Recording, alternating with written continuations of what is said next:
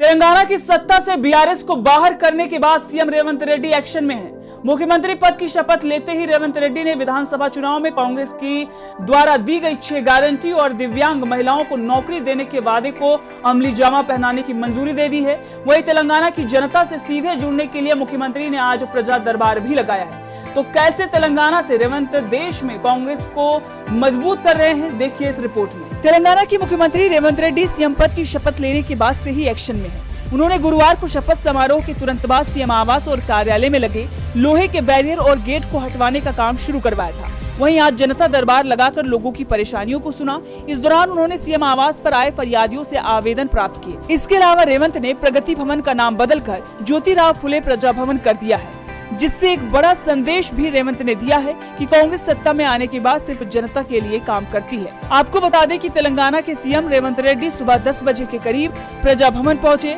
और व्यक्तिगत रूप से लोगों की शिकायतें सुनी। सीएम से मिलने वालों में व्हील चेयर पर बैठे कुछ मरीज और दिव्यांग भी शामिल थे। जनता दरबार में पहुंचे फरियादियों ने मीडिया से भी बातचीत करते हुए यह बताया कि उन्हें खुशी है कि लंबे समय के बाद कोई मुख्यमंत्री जनता की शिकायतें सुन रहा है। उन्होंने संयुक्त आंध्र प्रदेश के दिवंगत मुख्यमंत्री वाईएस राजशेखर रेड्डी का जिक्र करते हुए कहा कि ऐसा लगता है कि जैसे वाईएसआर का पुनर्जन्म हो गया है। वहीं पीएम मोदी ने शपथ लेने पर रेड्डी को बधाई दी और उन्हें राज्य की प्रगति और नागरिकों के कल्याण के लिए हर संभव समर्थन का आश्वासन भी दिया। पीएम मोदी के इस पोस्ट का जवाब देते हुए रेवंत रेड्डी ने अपने सोशल मीडिया हैंडल पर लिखा कि हमें उम्मीद है कि बीजेपी के नेतृत्व वाला केंद्र उनकी सरकार को जरूरी समर्थन और मदद देगा। धन्यवाद प्रधानमंत्री नरेंद्र मोदी जी। तेलंगाना राज्य के विकास के लिए सहयोग की उम्मीद है। अब रेवंत रेड्डी के इस एक्शन से साल 2024 में होने वाले लोकसभा चुनाव के लिए कांग्रेस दक्षिण में और भी ज्यादा मजबूत नजर आ रही है। लोकसभा में मोदी सरकार को तमाम मुद्दों पर घेरने वाली टीएमसी की सांसद महुआ मोइत्रा खुद ही बड़ी मुसीबत में घिर गई हैं। आज एथिक्स कमेटी की रिपोर्ट लोकसभा में पेश की गई। महुआ पर आरोप था कि उन्हें सवाल के बदले बिजनेसमैन से गिफ्ट और पैसे मिले हैं। तो क्या फैसला हुआ महुआ पर, देखिए इस रिपोर्ट में। टीएमसी सांसद महुआ मोइत्रा की लोकसभा सदस्यता रद्द कर दी गई। आज महुआ पर एथिक्स कमेटी की रिपोर्ट लोकसभा में पेश की गई। रिपोर्ट को लेकर कांग्रेस नेता अधीर रंजन चौधरी ने कहा कि रिपोर्ट 500 पन्नों से भी ज्यादा की है। इसे पढ़ने के लिए 2 से 3 दिन का समय देना चाहिए। 3 दिन बाद अगर रिपोर्ट पर चर्चा हो तो किसी का कुछ नुकसान नहीं होगा। तो दूसरी ओर टीएमसी की ओर से महुआ मोइत्रा को इस मुद्दे पर बोलने देने की मांग की गई, लेकिन लोकसभा अध्यक्ष ने विपक्ष की किसी भी मांग को नहीं माना और वोटिंग के बाद महुआ की लोकसभा सदस्यता को रद्द करने का फैसला सुना दिया गया। सदस्यता रद्द होने के बाद महुआ ने पूरी प्रक्रिया पर सवाल खड़े किए। उन्होंने कहा कि जो भी आरोप लगाए गए उनका कोई सबूत नहीं दिया गया। मुझे आचार संहिता के उल्लंघन के उस मामले में दोषी माना गया जो है ही नहीं। मेरे खिलाफ कोई सबूत नहीं थे, लेकिन फिर भी कंगारू कोर्ट ने ये फैसला लिया क्योंकि मोदी सरकार के लिए अडानी ग्रुप जरूरी है।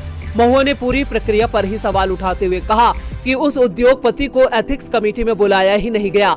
निष्कासन की सिफारिश पूरी तरह से इस आधार पर है कि मैंने अपना पोर्टल लॉगिंग साझा किया है, जबकि इसको नियंत्रित करने के लिए कोई भी नियम नहीं है। एथिक्स कमेटी के पास निष्कासित करने का कोई अधिकार नहीं है। ये बीजेपी के अंत की शुरुआत है। दूसरी ओर टीएमसी चीफ ममता बनर्जी ने भी महुआ का समर्थन करते हुए कहा कि दुख की बात है कि 495 पेज की रिपोर्ट को आधे घंटे में पढ़ लिया गया।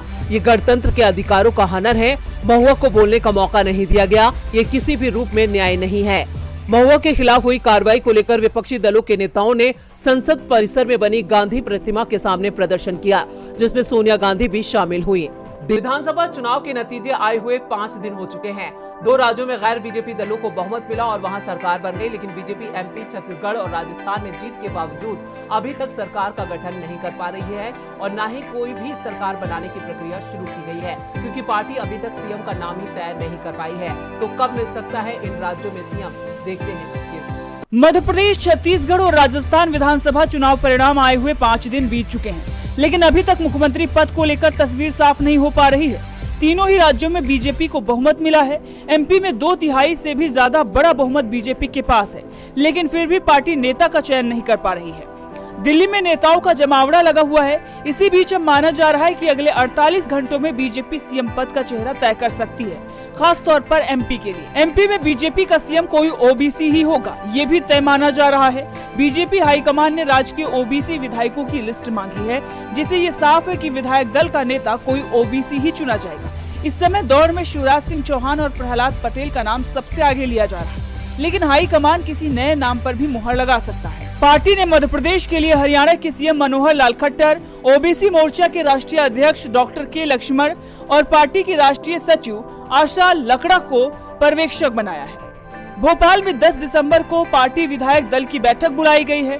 पर्यवेक्षक विधायक दल की बैठक में हिस्सा लेंगे और विधायक दल के नेता के नाम का ऐलान करेंगे। छत्तीसगढ़ के लिए भी 3 पर्यवेक्षक बनाए गए हैं, जिसमें केंद्रीय मंत्री अर्जुन मुंडा, सर्बानंद सोनोवाल और पार्टी महासचिव दुष्यंत कुमार गौतम का नाम शामिल है। छत्तीसगढ़ में भी 10 दिसंबर को सीएम के नाम का ऐलान हो सकता है, जबकि राजस्थान को लेकर तस्वीर पूरी तरीके से साफ नहीं हो पाई है। पार्टी ने केंद्रीय मंत्री राजनाथ सिंह, प्रदेश प्रभारी ओम माथुर और नितिन नवीन को पर्यवेक्षक बनाया है। तीनों नेता विधायकों से अलग अलग मिलकर उनकी पसंद जानेंगे।